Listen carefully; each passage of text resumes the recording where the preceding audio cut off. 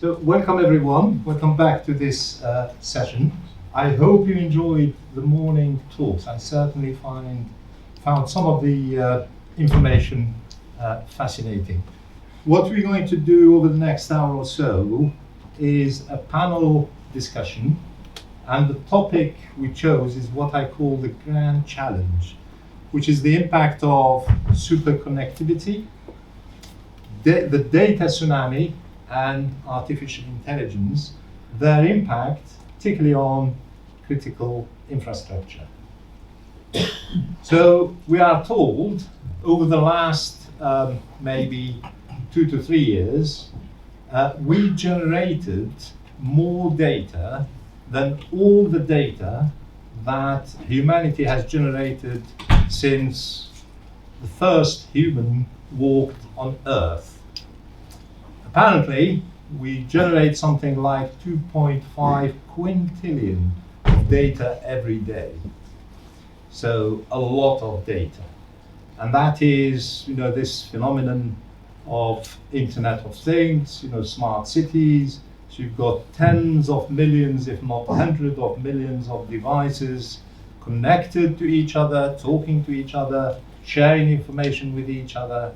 And that data is useful, it provides solutions, but there are concerns and risks associated with that in general, not just for critical infrastructure. And of course, technologies, some call it an emerging technology. AI has been around. It depends which story you want to base your history on, but at least from the 50s, 1957, AI was born. Then it had gone through different stages. I would like to call it the AI as a resurgent technology rather than an emergent or emerging technology. And AI is a double-edged sword.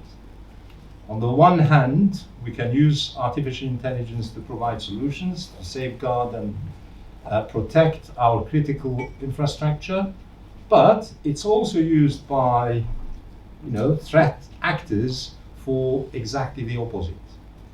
So we lined up a panel of experts to discuss these issues related to the challenge, based particularly on what we heard this morning from both speakers this morning. I'm not going to introduce them, I'm going to ask them to introduce themselves, but we have Andrew Jones, who is the Operations Director at the Cyber Scheme.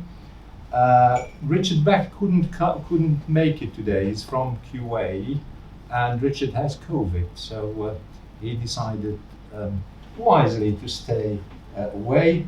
Reid Darby from the Golden Valley Development and Director of Cynam.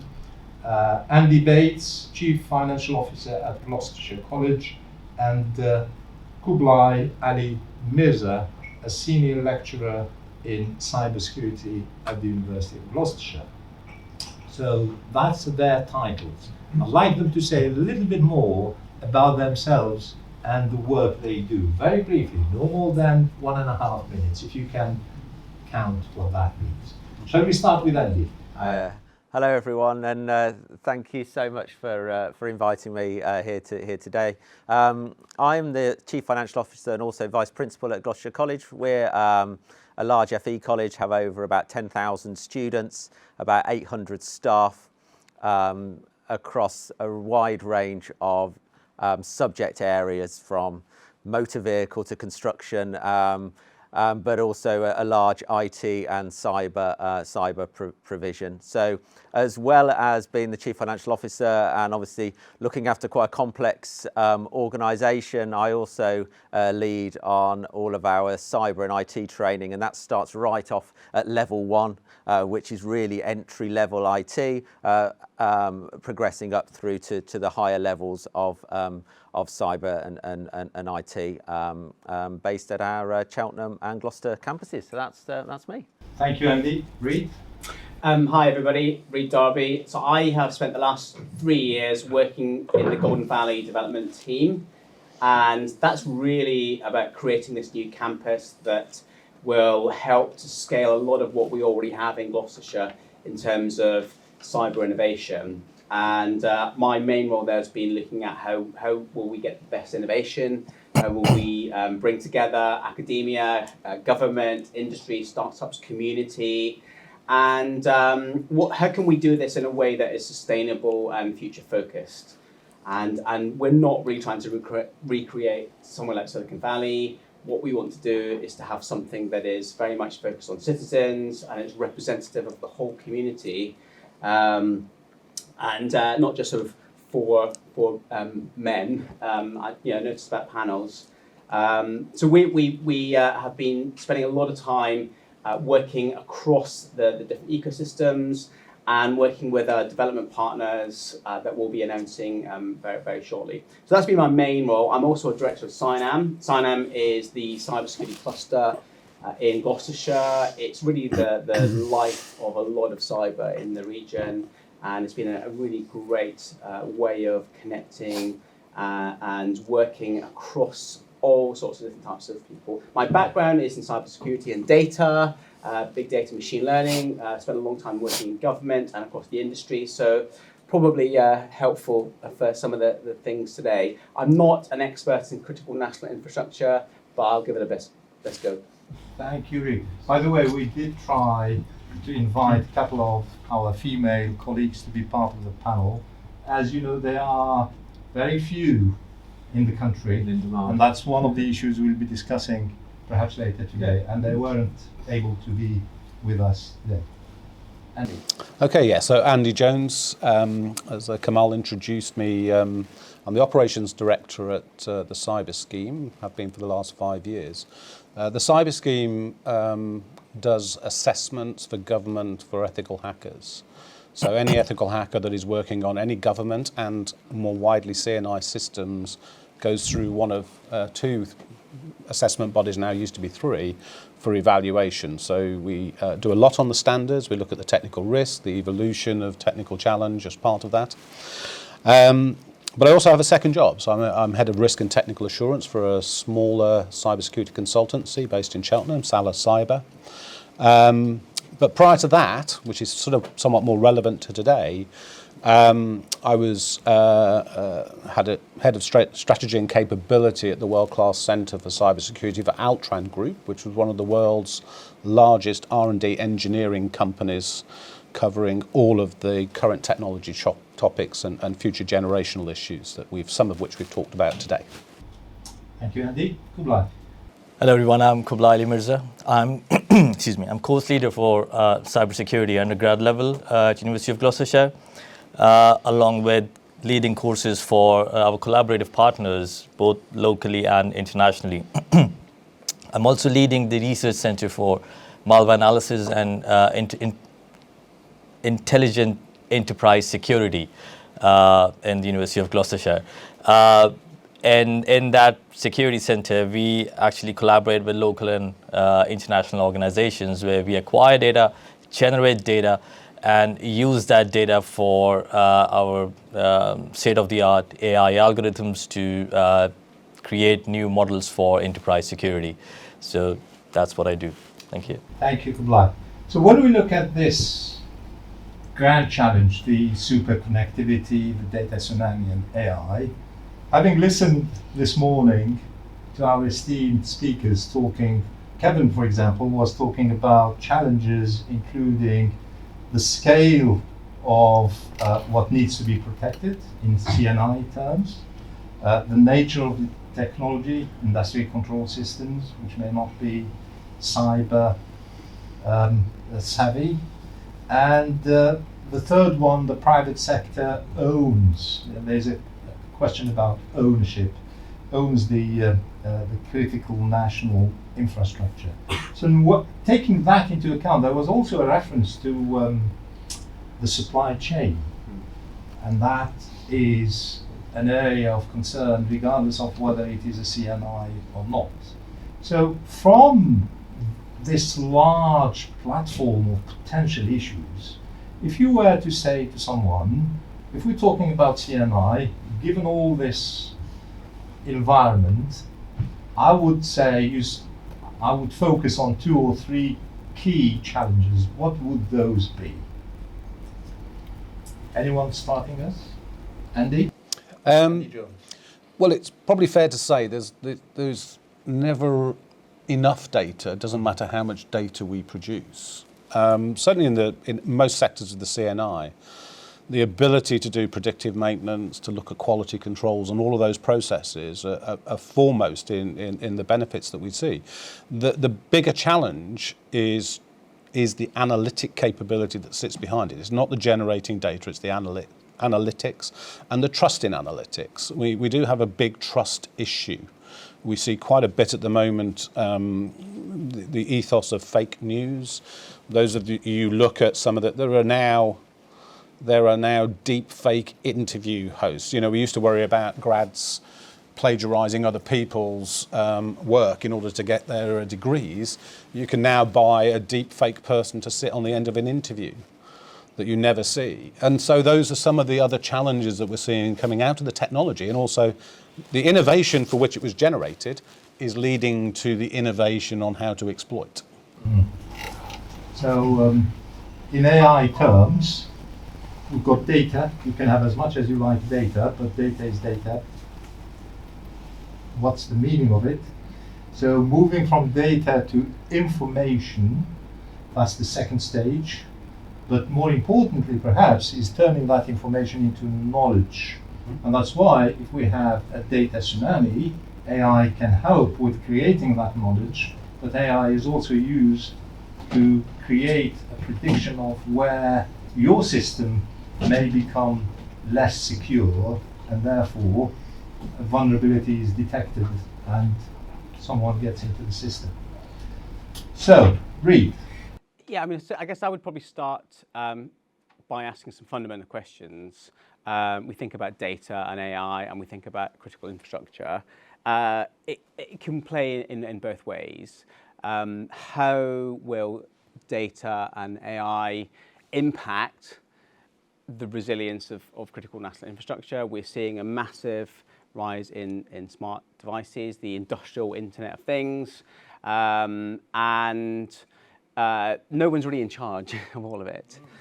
So we don't really know what that's going to look like, even if we try to sort of make our best forecasts. So there's something about the impact, and then I guess what we were alluding to there was that how can we use some of these new technologies, more data, sensors, machine learning, AI, to actually help with better solutions. So I think we can look at these things in both ways.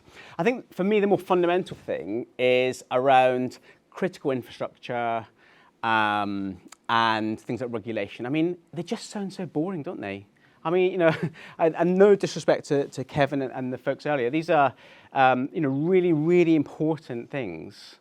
But if we want a whole of society approach, which is Kevin was talking about in the National Cyber Strategy, how are we going to do this when most people have no real interest in those things until they realise that actually their life depends on it? Whether that's the water that you drink, the food that you have in the shops. I mean, if you remember when we couldn't buy any toilet rolls, and how quickly do we get towards panic? So there's something about how do we get that whole of society approach, and that's going to be a challenge. So I think there's absolutely a sort of behavioural piece there. There's some anthropology and social sciences. And the other thing I think for me is around systems. So as an engineer, I think in systems and thinking about people, process, technology, information, facilities, and so on. There's the whole area of complex adaptive systems is something that I think we need more expertise on. And that works across disciplines, and that's really hard to do. You can't do it, I think, even in a single university. That's where I'm hoping places like the Golden Valley will help us create this sort of platform where we can bring together different stakeholders. And we're not creating a business park, we're creating a campus where people can live and work. And I'm sure we'll be able to use those sort of places to learn in all sorts of dimensions. But I think that sort of systems approach and how we get people to, how do we help explain that is going to be a big challenge. Thanks, Reid. I'd like you to hold the thought about the golden valley and the collaboration bit, because I've got a question specific to that in a moment. Kublai, what would you see the challenges from where you are sitting? Thank you, Kamal. And really interesting points mentioned by my colleagues here. I want to step back a little bit and come to a point where you highlighted about the data generated in the last 2-3 years. I heard a professor from Stanford say that in the past 15-20 years, the amount of data that we have generated, if we were to print it in the form of book, it will be from here to Mars 20 times. 20 times. That's the type of data or the amount of data that we have generated. And coming to a point that how can we use that data and the challenges and the two-edged sword you talked about, it's really important. Coming to the security operations, the biggest challenge in the current security infrastructure is the usability and security. There's a very thin line between security and usability. And if a person says that my system or our system or the services we provide 100% secure, it's a lie, obviously, because it cannot be 100% secure. Or if it is 100% secure, it means it's not usable at all, right? So there's a clear balance. There should be a clear balance and a trade-off, obviously, with respect to the assets you're protecting, with respect to what you're trying to do with it. The solutions that we're developing, or the organizations that are trying to develop futuristic security solutions, they're trying to consider all that. So we work with different type of organizations to acquire data. So we work with financial organizations, we work with security organizations, and we work with other similar defense organizations that I cannot name. But all of them, they have their contextual data. And the contextual data is really important in terms of what you're trying to secure. Because one of the biggest problem, as I highlighted, is so this is virus, this is malware. You can't use your computer, and the main reason for that is if you are using a software from a vendor that's not very popular, that's not very, doesn't use a very good certificate, it might be highlighted or might be flagged as a virus or a malware, potentially unwanted program. Which means an end, which is going in a direction towards an end of open source, which we don't need, because that's the problem between the good guys and the bad guys. Because the bad guys, they don't care about licenses, they don't care about certificate, and they don't care about, but they're only doing something bad. So if we were to highlight or clearly identify the differentiate between these softwares through AI, that actually is the actual use or the potential powerful use of AI in cybersecurity through data, obviously. Thank you. Andy, I'm going to move slightly towards the solution side of things. And from where you are, from within your business, all of us are part of a supply chain. So there is a role to play as part of that supply chain, and there is also a role to play as an institution, and also a role to play as a citizen, just as an individual.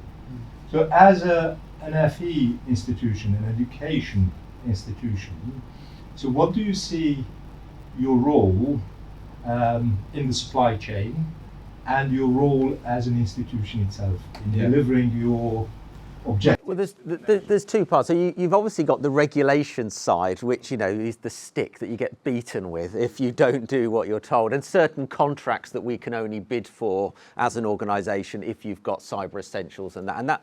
But that's the easy part, because it's quite easy to, you know, to get those ticks and work through, and there's ways round regulation, and people do that. However, if you really want to embed it in the culture, it's around, going back to what Reid said, it's about that it's not just the IT department's problem. It's not their problem to solve. It's everyone within the organisation, and it's the same as a as a provider of education to 10,000. So sort of half of the 16 to 18-year-olds in Gloucestershire come through the college at some point. So we do have a responsibility that when we're teaching them to be hairdressers or barbers, it's like, well, they may go on to run their own hairdressers at some point. And what happens if their client list gets hacked? I mean, my chiropractor the other day emailed me saying, "Oh, by the way, our whole computer database has been hacked. Sorry about that." And they didn't really. And they said, "Well, it wasn't my fault. It was my IT provider." You know, they were. And I think companies and SMEs will need to start taking responsibility themselves for this rather than blaming someone else. And I think that comes within sort of the organisation as well. People have to take that personal responsibility and not just blame it on the IT department. That comes down to culture, and that comes down to embedding it in everything you do. Just one final point, as an accountant, it used to be cool or not cool, but okay for managers to say, well, I don't do numbers. That's done by the finance department. And we know we've come through that, and we know that to be a good manager now, you need to have that rounded view of finance. You need to have that rounded view of HR policies. I think people need to have that rounded view of cybersecurity as well, and that needs to be built into what a manager's sort of skill set needs to be. And I think we're going to go through a stage of, instead of CFOs becoming the CEOs, you'll get CTOs that will become the CFOs. And I think that's going to be the change that we're going to need. I think that's a very important point, which was also highlighted in both talks this morning. And how do we get yes, the citizen is the first line of defense, but you also need your board members to be fully behind a cybersecurity strategy and a cybersecurity resilience strategy, and what to do if it were to hit the fan, or if it was to hit the fan, because it may actually.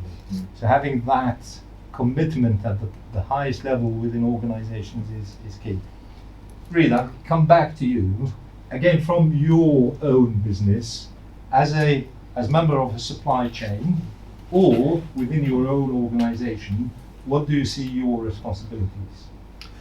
Yeah, I mean, I suppose if we think about Golden Valley, just that's a really interesting one, isn't it? Because we're there to provide a new set of capabilities to help the industry and society, particularly, with a focus on cyber. But, so the Golden Valley project team is run by Cheltenham Borough Council. So you've got a local government institution. There are partners there in terms of, property developers. So you've actually got multiple organisations there. And what we're finding actually increasingly is that getting things done require going beyond organisational boundaries, and it's not always easy to just identify who's responsible or accountable for particular things. I mean, in terms of supply chain, there's so many different types of supply chains. So you could think about construction, in terms of materials. You can think about, I guess, the IT systems. You can think about energy, and if we're going back to critical infrastructure, there's so many things that we're going to have to get right for Golden Valley.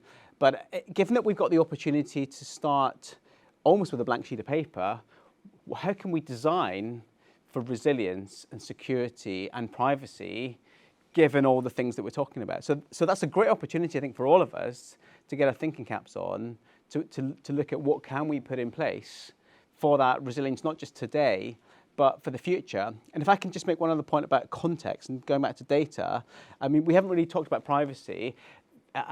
One of the big challenges I think we've got for things like smart cities and any actual critical infrastructure, with all this data that is getting created, there are a lot of privacy issues. Who decides what data gets created? Who decides where sensors are going to go? And when you start to ask that question, what you find is that there's nobody really in charge of all of this stuff. If you think about even in your local government context, whether that's things like street furniture, if you were to have a look in, where you live, how would you know if there are smart sensors on your lampposts or in some of the sort of street furniture? So these things are starting to be built in by default. and no one's really designing them. So I think we've got an opportunity, looking to the future, to create something that's maybe more generative and more able to be resilient, but also to be a test bed, a bit of a lab, a living lab. But at the same time, you mentioned the citizen. Who wants to live in a living lab? I mean, I don't want to be a lab rat. So somehow you've got to have citizens as part of the co-creation of this. And that's a big challenge when you're talking about a local authority or a developer.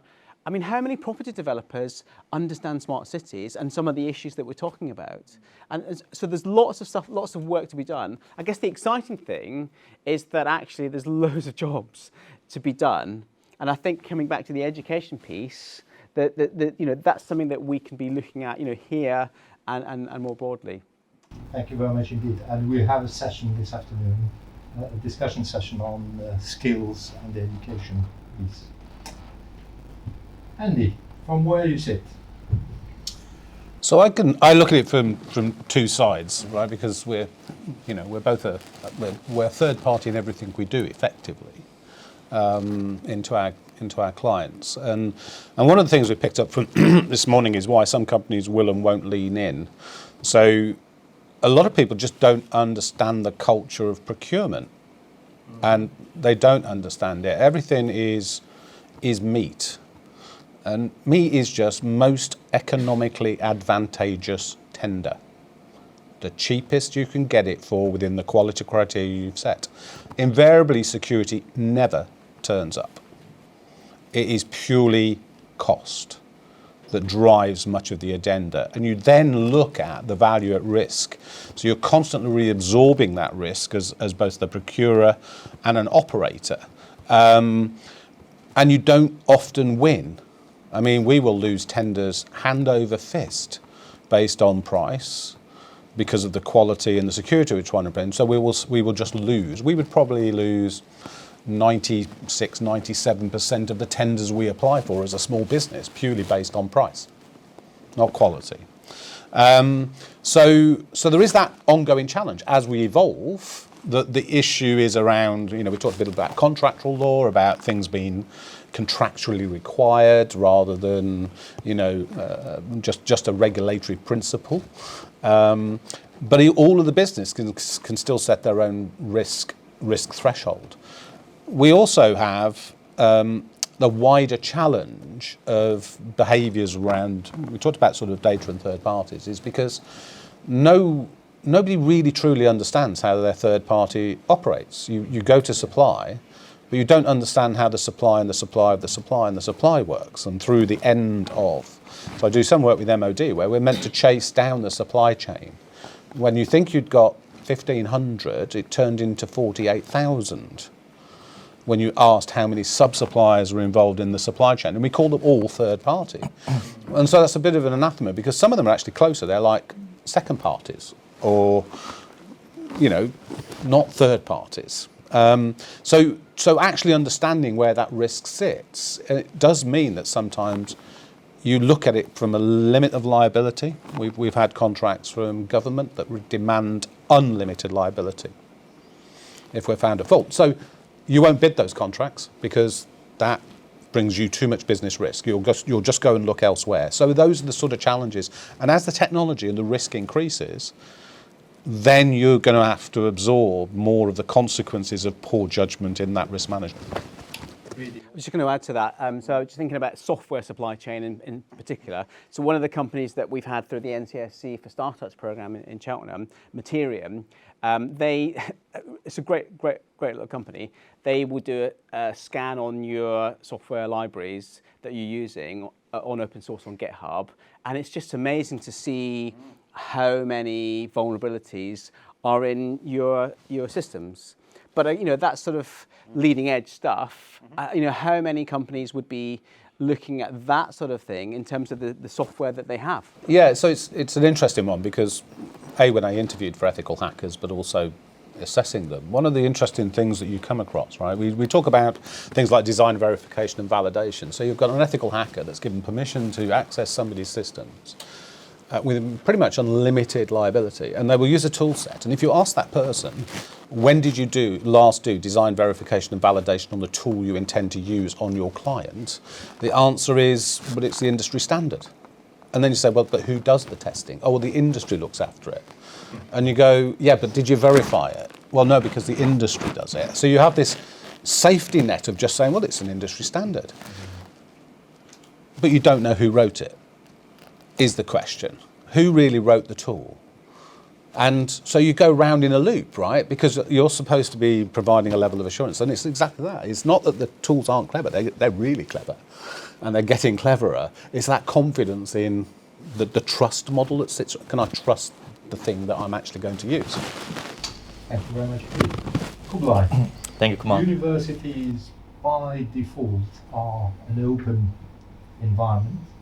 So you get anyone walking into your labs.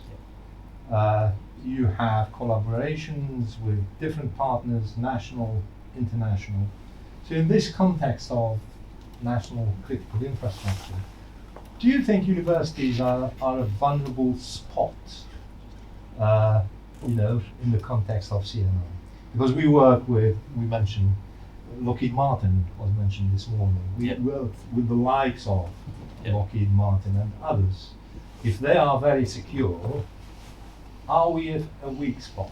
Absolutely. As a university? That's a very important point. And I'll go back to what Andy said earlier about the culture, that there was a culture that, I'm a manager, I don't do numbers, you can go to that person for numbers.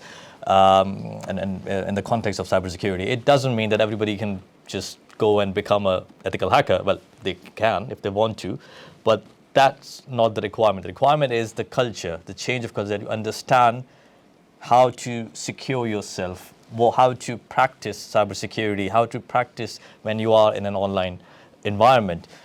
You mentioned about collaboration. Yes, universities are generally vulnerable, and how they are vulnerable. And let's look at, you're a small university, we have big collaborations, we are a small university. I'll give you an example of a large US university, an Ivy League, which has a lot of defense research contracts, and they were attacked through the School of Agriculture.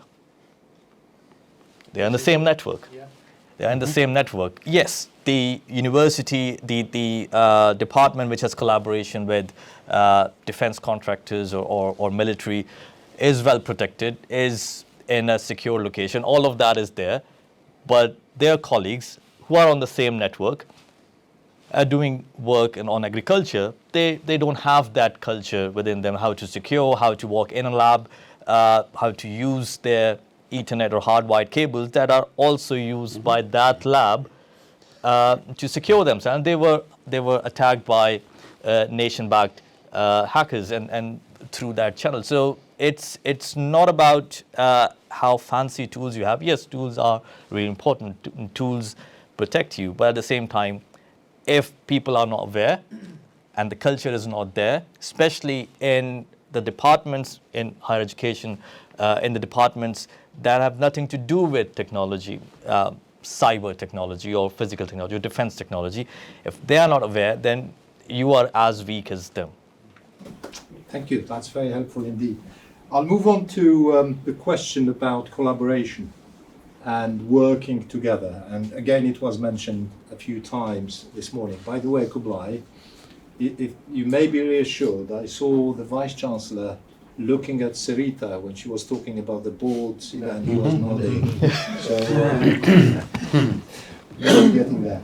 So, given the current geopolitical situation, etc., which may have heightened the threat and the risks and so on, it is probably fair to say that public-private partnerships are even more important now than ever in the past. Do you happen to know of one example of such a partnership that worked very well? I know you haven't seen this question before, and it's not an easy question to answer. Just in case you know of, or maybe the audience, a public-private partnership in the field of cybersecurity that worked very well. Because it's in this particular field, this kind of partnership has its own peculiarities. You've got sensitivities around data, information, etc. And how we work is a little bit more constrained. I wondered whether you have an example, or are you aware? Can I use, sorry to interrupt, can I use an example where I don't have to talk about the partnership and I can just discreetly highlight that Yes, there was a please, partnership? go ahead, because that's part of the constraint, actually. Yeah, so we have a collaboration with large financial Canadian organization, a public sector organization. And the tool we have developed in the lab, you're aware of, the AI-based security tool, we were able to use their data set and identify Hermetic Viper, the tool used by, the malware used by Russian state actors to attack Ukraine, through their data set, a data set of financial organization, algorithms trained on that to identify an attack on CNI. So this kind of collaboration, even though it has nothing to do with that specific scenario, but was able to pick it up in the wild. So that these private and public collaborations, especially when it comes to data, is really they can be really fruitful, and you don't know what it can pick up. Yeah. Thank you. So that's a public-private, even though some would look at universities as a public organization too. But if universities are seen as a private institution, then you've got a private institution working with the public. Is there a triangular one, where we have government agency working with the private industry, working with academia? Well, I think Golden Valley is going to be an example, isn't it, of that? I mean, where Kamal, Reid, we sat on the board of the Golden Valley, and there was a real mixture of us, wasn't there, on that, from academia, private enterprise, the council, and I know it's that people around here haven't seen anything yet, but there's a lot of work that's already going on, has already gone on, and I think that it's got to be built on, hasn't it, Reid? Yeah. Yeah, I think that will be, and that's sort of an example. There's a lot of talk about innovation theory and clusters and so on, and the triple and quadruple helixes. I think in practice what it comes down to is building relationships between different people in different organisations and finding a way for everybody to have to gain something, and also to maybe have something that's sort of a bigger vision. I mean, if we think about where we are in the UK at the moment. We have a need for what we call strategic advantage through science and technology.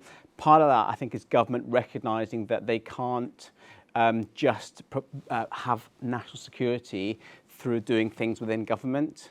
Part of that is also about growing the economy. So if you look at a lot of the strategies coming out of various departments, there's a real sense in that we need to encourage British companies, particularly in the tech sector, to grow in a lot of the emerging technologies, because that in itself is good for the whole of society. One small example, I suppose, would be the NCSE for Startups programme. So that's a public-private partnership. So it was sort of started by the NCSE.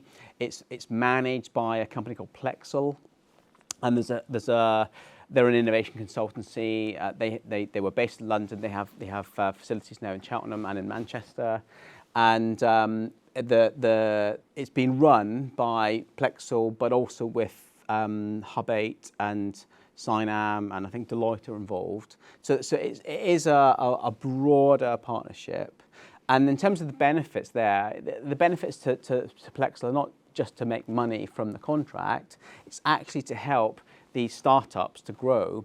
What does government get out of it? Well, they are able to, they're not principally doing it to acquire the technologies, although that might happen. They're there to help the UK be a safe place to live and work. So there's that's I think a really nice smaller example of innovation in cyber that demonstrates, I think, some of what we need to do. Brilliant. I'd just be blunt and say we're only just started, really. I mean, there are some cross-references. I mean, we've had some interesting challenges, large-scale, national-level projects, be that HS2, be it other things but actually safety is for cyber is sort of there, but it's not really the core of it, large-scale engineering. I mean, in Cheltenham, we've had one on the doorstep with the construction of the new headquarters for GCHQ itself, where you have sort of a critical national infrastructure with business resilience demands, high levels of sensitivity to manage. Did we call it Cyber of the Day? Probably not. We just called it Moving House or something like that. But there are elements where linking the three together, and I suppose in Kevin's earlier point, which is about the establishment of a national laboratory that genuinely pulls academia, industry and government together is a first. The US has had large-scale national laboratories for some time, which has done that, but this is probably the first one that we might recognise with a very cyber domain to it. That's a really good point, actually. It's worth having a look at what the US have done with their national labs infrastructure. Very good public and private partnership there. Department of Energy has a huge budget for research. A lot of that is focused with private sector researchers and companies. I don't think we've got anything quite like that in the UK at the moment. No. Very good point. Is that something we should talk to the National Cybersecurity Council about? If we want to be global leaders in AI, then yes. Because we have the National Cybersecurity Council and we have the National AI Council as well. So there may need some talking between each other as well. Final question from me, and then I'll ask the audience if they have any questions for you. Within your organization, if you were to talk to your chief exec about the top 2 priorities, or even one top priority to include in your cyber resilience plan, what would that be? I'll start with Andy. Well, yeah, we've recently gone through this as an exec. So, the thing that's come out for us is when you talk to the senior leadership team is actually get them to imagine what would happen if they turned up in the morning and they couldn't access anything, any computers, and you'd be surprised about when they say, oh, well, I'll still be able to use that though, won't I? We're like, no, you won't. And they go, well, that's in the cloud, so that's not our system. It's like, well, no, because you'll probably be put on a blacklist, so you wouldn't be able to go and use other people's software. So when you start with those questions, it really starts in those sort of moments when staff actually start imagining what would happen if you did have an attack. So I think that's a really interesting exercise that we found. But then in terms of what you've got to look at, and I think so the lady from IBM earlier touched on this. It's around looking at your individual business and what is the real key area. If that went down, that would be big, and that would be different for every organisation. Some of them it's more obvious than others, but from an educational point of view for our business, we don't sell things online on the internet. We're not Amazon. If we were down for like 10 minutes, you could see billions of lost income. It would be more subtle, but once you go through that exercise, there will be the key things, and what you need to look at with those is obviously putting in processes in place to try and stop that happening, but also then look the other side of what would you do if the worst did happen, and how could you get that back up and running as quickly as possible. And then unfortunately it does then come back down to cost. And obviously being an accountant, I have to touch on that. And then you have to make that call as an exec, don't you? This is how much you'd have to invest to make that really, really safe. But what is the risk the other side to that happening? And that's where, as a board, you need to have those conversations about, well, how much money are we going to put in this? How much are we going to restrict the business for this area versus what the risk of something happening and that. So yeah, that's the process we've gone through. Yeah. Thanks, Andy. Great. I think it's about having that shared ownership at board level for business continuity, as we used to call it, and resilience. And I suppose the one thing I would do would be to get an exercise on crisis management, like a day, and that could be a physical scenario. There's nothing like going through that really learn what it's about. And I guess for the board to recognise that just makes good business sense to bake it in, and rather to think that it's somebody else's problem, it's the Chief Information Security Officer who, it's their problem. I mean, in Finland, I don't know if you know, Finland don't have a military. They are a military. So the whole country is mobilised. They're all ready to do the right thing if something bad happens. And I think that's, I like that model for a company. We've all got to be willing to do that. But to do that, you've got to sort of do that with that vision and training to start with. So I start with an exercise. Yeah, I mean, just an example, I was speaking to an SME in Gloucestershire the other day, reasonably big, £20 million turnover, big. And the CFO there was saying, we just can't get it on the agenda at the exec. There's so much other stuff going on. There's so many problems dealing with contracts, and that getting an item on the board agenda to talk about cyber, we just can't even get it on the agenda, let alone then do anything about it. And I think that is the risk, is that there's so many businesses out there where it's just not even on the agenda, let alone are they starting to actually do something about it. Very, very good. Andy Jones. Yeah, no, I support that last point. I mean, but that's one of the reasons that technologists within the cyber domain need to understand business. They need to understand the value at risk. If you're going to make a proposition, you've got to pitch it in a way the board understands the value and the impact. And Rita, Sarita, was it? Sarita. I'm just going to pronounce her name properly. She talked about this, and Rita's just mentioned it. And if you haven't done it, just go on the NCSE website and look at Exercise in a Box. I made my MD do it the other day, a week or so back. And this is a pen testing company, so we didn't think that we got it all nailed. And literally the model, I think, was the ransomware one. We had about 2.5 hours. That was all it was. And by the end of it, there were 14 action points we knew we had to deal with. And it's free. So, it's always worth a look. Even for those of you that are still studying, there's no reason why you can't pretend to be a company, as long as you tell them, so they can do the statistical analysis and say we want to play at doing exercising. It just puts some value and some distilling back into your judgment about your own actions. It's really good fun, actually, when you do these sort of things. Mm-hmm. I did one exercise on a course I was doing where we had to be the board members, and we had the media turning up when something bad happened, and it forces you to actually think, what would you do? Yeah. Wonderful. Kublai. Thank you, Kamal. I'm an academic and a researcher, so my answer is really specific to what I'll ask you or the Vice Chancellor to do in order to achieve that.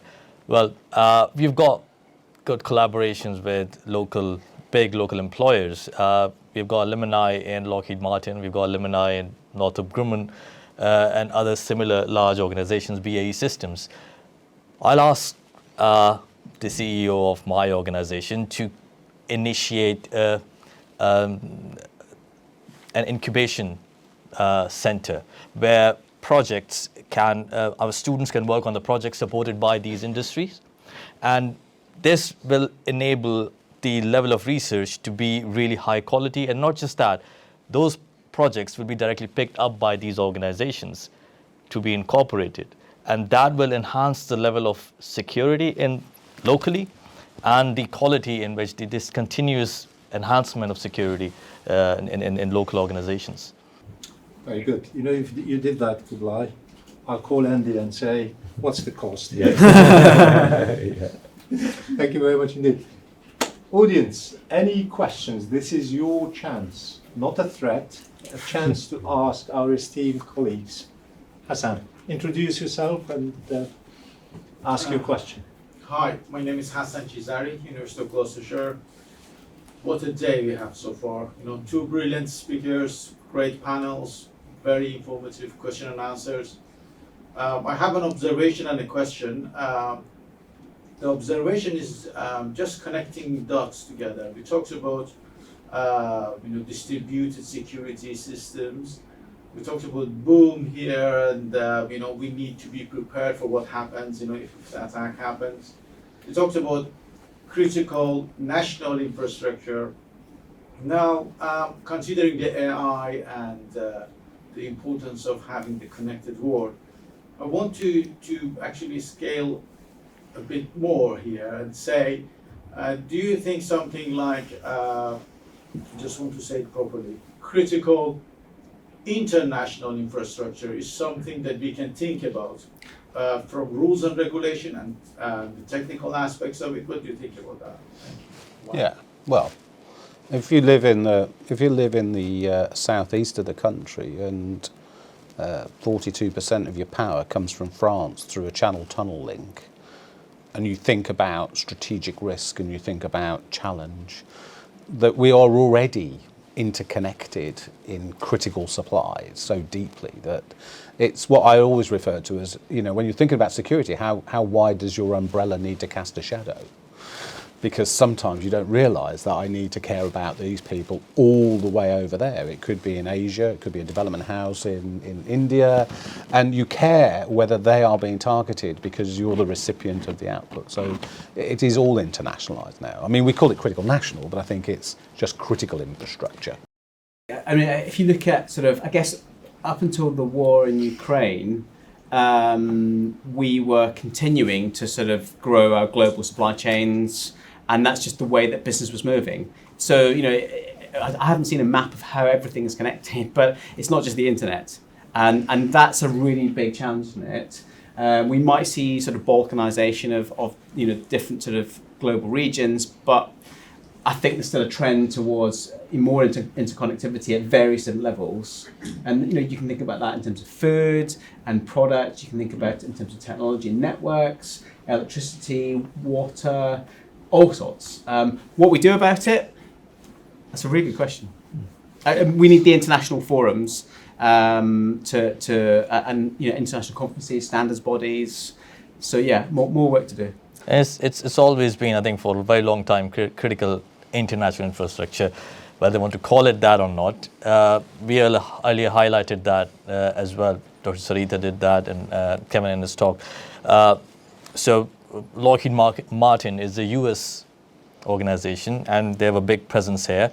And as the lady from Lockheed Martin mentioned, that we have a lot of our suppliers are SMEs, and those SMEs can be from here, can be from the US, or can be from any other region, and that can be the entry point. So it can never be national infrastructure, it is international. And the sooner governments identify and incorporate that, because earlier we were talking about that every country has a different definition of CNI, but that definition should be aligned by a common standard, something which applies to every country that collaborates on any level, whether it's public or private. Right. Yeah.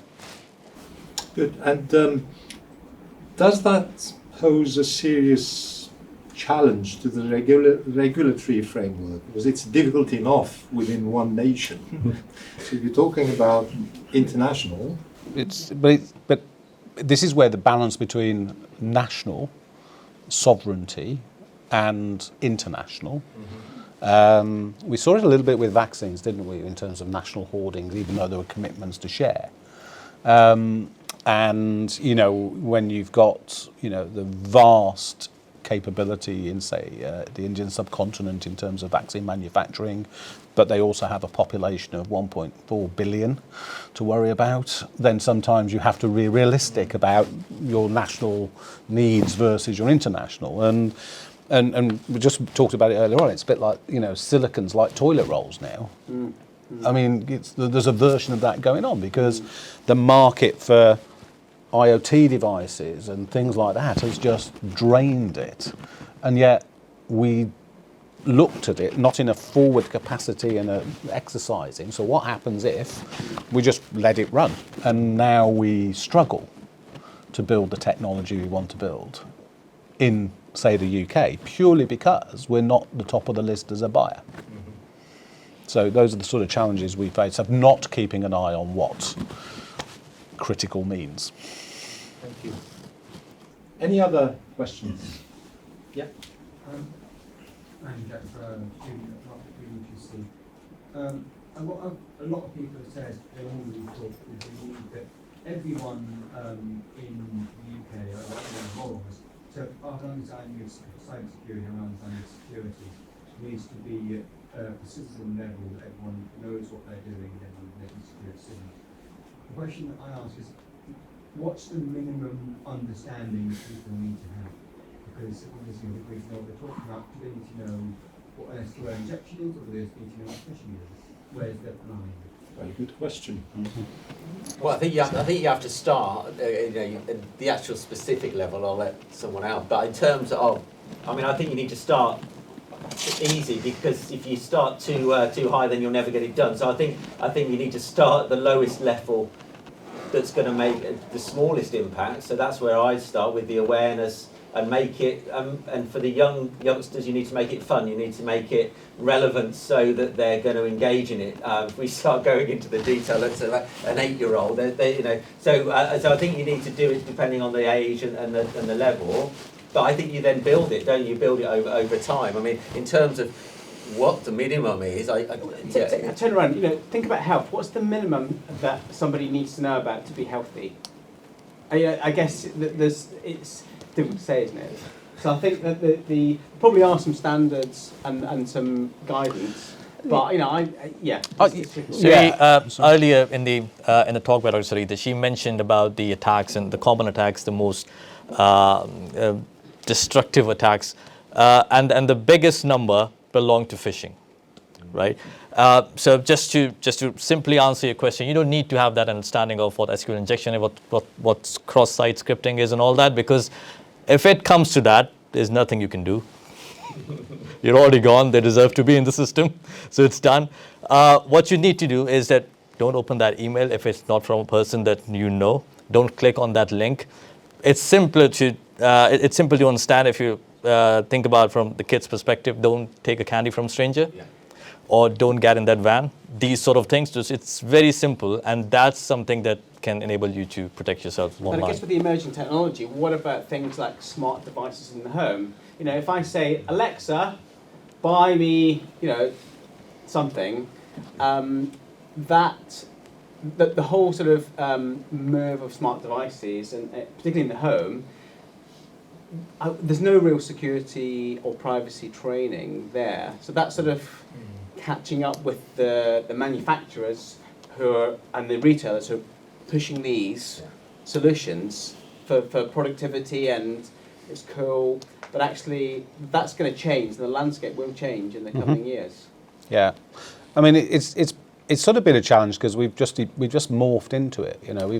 How many people doesn't have one of these, a phone? And we talked a little bit about cyber essentials.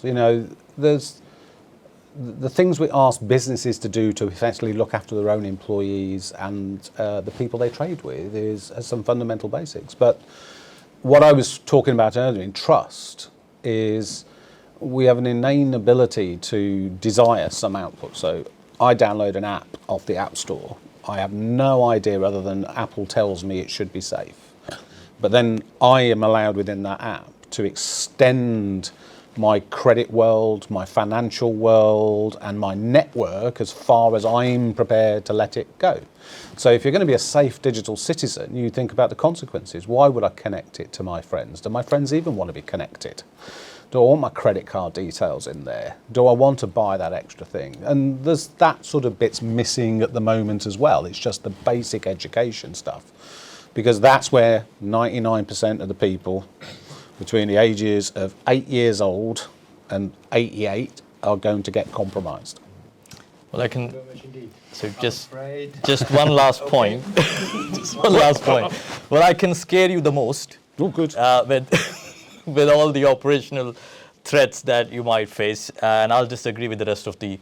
Respectfully disagree with the rest of the panel members here, because all these things that you have, whether it's Google Home, Alexa, and Ring doorbell, and all that, they support you and at the same time are highly vulnerable and can go against you. Not the devices, but obviously can be used against you by someone who can penetrate into the system. But simple. I mean, obviously your smartphone, doesn't matter if you have any extra app on it or not, holds the data that can definitely scare you. Right, I'm not very active on Facebook. None of my family members are. But I was going through, there's an option there you can download what Facebook knows about you. And there was a point here which it says family of expats. Simple. I'm not connected to my brothers or my sisters on Facebook. It says that, and that's accurate. So how much can you do? So you can wear a tin hat, live under a tree, it won't change anything.